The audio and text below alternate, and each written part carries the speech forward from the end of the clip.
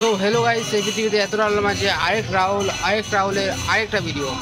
আর তোমরা টাইটেল আর থাম্বনেল দেখে নিশ্চয়ই বুঝে গেছো আজকের ভিডিওটা কী রিলেটেড এবং আমি কোথায় আজকে এসেছি। হ্যাঁ, আজকে আমি এসেছি দোলতলাতে হরিনাম হচ্ছে, এখানেও হরিনাম সংকীর্তন, আর এখানেও কিন্তু পঞ্চম রাত্রি হয়। আর আজ হচ্ছে চতুর্থ দিন। আমার আসার কথা ছিল কিন্তু কালকে তৃতীয় রাত্রি জাগরণ উপলক্ষে, কিন্তু বৃষ্টির কারণে আমি আসতে পারিনি। আর এখন আমি পৌঁছে গেছি কিন্তু দোলতলা হরিনাম সংকীর্তন যেখানে হচ্ছে আর কি। আর এখানে একটা জিনিস আমার খুব হতাশ করলো, আর সেটা হলো যে তোমরাই দেখো কী হতাশ করলো আমাকে। এখানে দেখবে যে একটাও মানুষ সেরকমভাবে নেই, কোনো দোকানদানি এখনও পর্যন্ত খোলা নেই। মানে এইখানে যে স্টলগুলো আছে সবগুলাই কিন্তু বন্ধ, যে দোকানদানিগুলো বসছিল। আর এখানেও এই মুহূর্তে আমি যে জায়গাটা দাঁড়িয়ে কথা বলছি তোমার সাথে, সেটাও একটা দোকান নিয়েই ছিল, আর সেটাও কিন্তু এই মুহূর্তে বন্ধ রয়েছে। আর আমি এত জায়গায় গেছি মেলাতে, মানে হরিনাম সংকীর্তন ভিডিও বানাতে, কিন্তু এইরকম ফাঁকা আমি কোনো জায়গাতেই দেখিনি। আমি মোটামুটি রাত 11টা 12টা 12:30 নাগাদ আমি ভিডিও বানিয়েছি, কিন্তু সবখানে কিন্তু মানুষের সংখ্যা ছিল এত রাত পর্যন্ত হলেও। কিন্তু এইখানে একটা জিনিস আমাকে খুব হতাশ করলো, যে এই জায়গাটা দোলতলা হরিনাম সংকীর্তন, আর এইখানে কিন্তু মানুষ নেই বললেই চলে।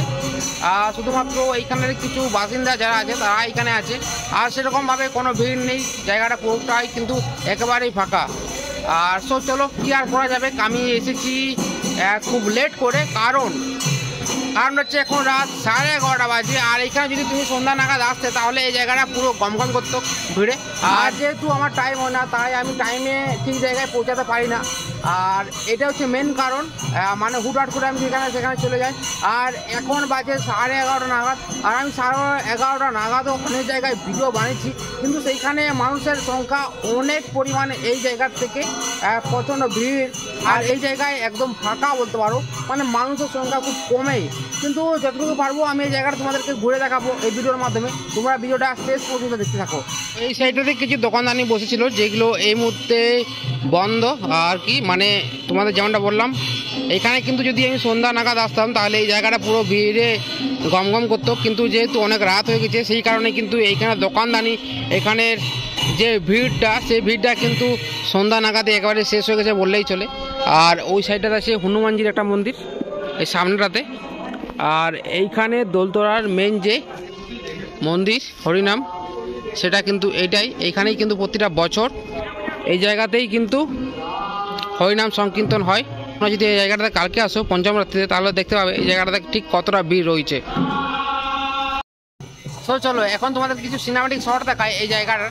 আর এই জায়গাটা ফাঁকা দেখে তোমরা হয়তো ভাবো না যে জায়গাটা ফাঁকা।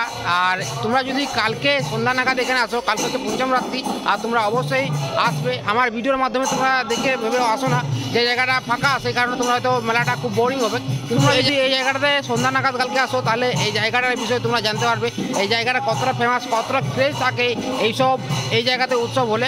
সো এখন তোমরা কিছু সিনেমাটিক শট দেখো, যেটা অনেকদিন তোমাদের দেখাতে পারিনি খুব ভালোভাবে, কিন্তু আজকে যেহেতু ফাঁকা রয়েছে আর আমি আমার বেস্ট ট্রাই করছি সিনেমাটিক শটের।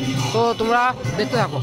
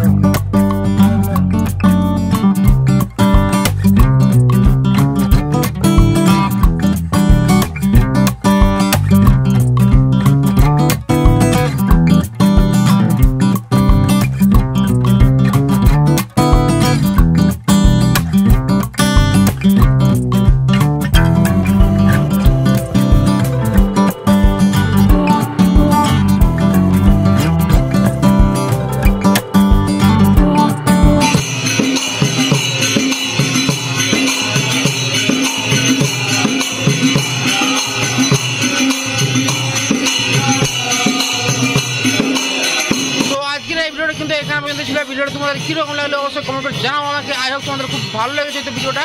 আর একটা কথা তোমাদেরকে বলে রাখি যে এরকম ভিডিও দেখার জন্য চ্যানেলটিকে অবশ্যই সাবস্ক্রাইব করে নিতে পারো, আর পাশে যে বেল আইকন আছে ক্লিক করে অল করে দাও।